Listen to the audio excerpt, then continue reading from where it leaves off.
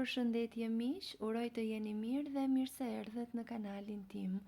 Për ju që më dëgjoni për herë të parë, unë jam Mandalina nga sofra ime dhe çdo ditë ndaj me ju receta të cilat I përgatis për familjen time. Janë receta të shpejta, të thjeshta, të cilat mund t'i përgatisni mjaft lehtë në kuzhinën tuaj. Sot kam përgatitur një fërgesë shumë të thjeshtë, plot shije dhe mbi të gjitha të shëndetshme dhe me pak përbërës. Qëndroni me mua ta përgatisim së bashku.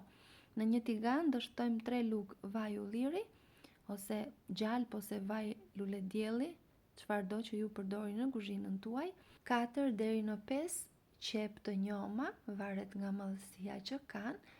I lajmë shumë mirë, I ndajmë në këtë mënyrë si tregohet në video dhe do t'i skuqim duke I përzier her pas here në mënyrë që të mos na digjen. Do t'i skuqim deri sa të zbuten, por jo të marrin ngjyrë.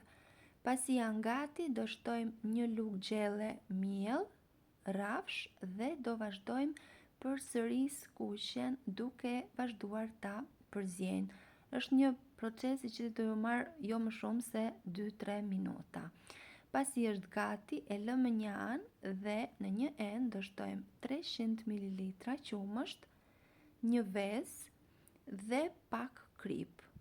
Masën do ta përziejmë shumë mirë. Dua t'ju kujtoj se nëse jeni I ri në kanalin tim, mos harroni të bëni subscribe dhe të shtypni butonin e ziles, kështu do njoftoheni për çdo recetë të re të postuar.